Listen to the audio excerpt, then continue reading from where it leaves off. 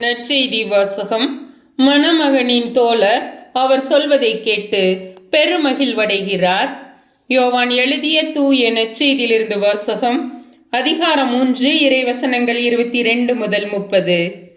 அக்காலத்தில் இயேசுவும் அவர்தம் சீடரும் யூதேய பகுதிக்கு சென்றனர். அங்கே அவர் அவர்களோடு தங்கி திருமுழுக்கு கொடுத்து வந்தார். யோவானும் சலிம் என்னும் இடத்திற்கு அருகில் உள்ள ஐனோனில் திருமுழுக்கு கொடுத்து கொண்டிருந்தார். ஏனெனில் அங்கு தண்ணீர் நிறைய இருந்தது. மக்கள் அங்கு சென்று திருமுழுக்கு பெற்று வந்தார்கள்.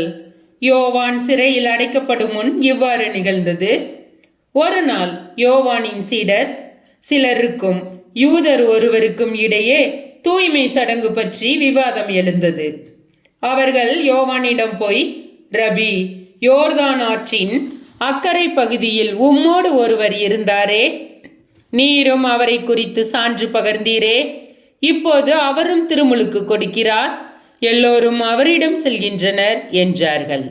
யோவான் அவர்களை பார்த்து, விண்ணிலிருந்து அருளப்படாவிட்டால் எவரும் எதையும் பெற்றுக்கொள்ள முடியாது. நான் மெஸ்ஸியா அல்ல, மாறாக அவருக்கு முன்னோடியாக அனுப்பப்பட்டவன் என்று நான் கூறியதற்கு நீங்களே சாட்சிகள். மணமகள் மணமகனுக்கே உரியவர். மணமகனின் தோழரோ அருகில் நின்று அவர் சொல்வதை கேட்கிறார். அதில் அவர் பெருமகிழ்ச்சி அடைகிறார். என் மகிழ்ச்சியும் இது போன்றது.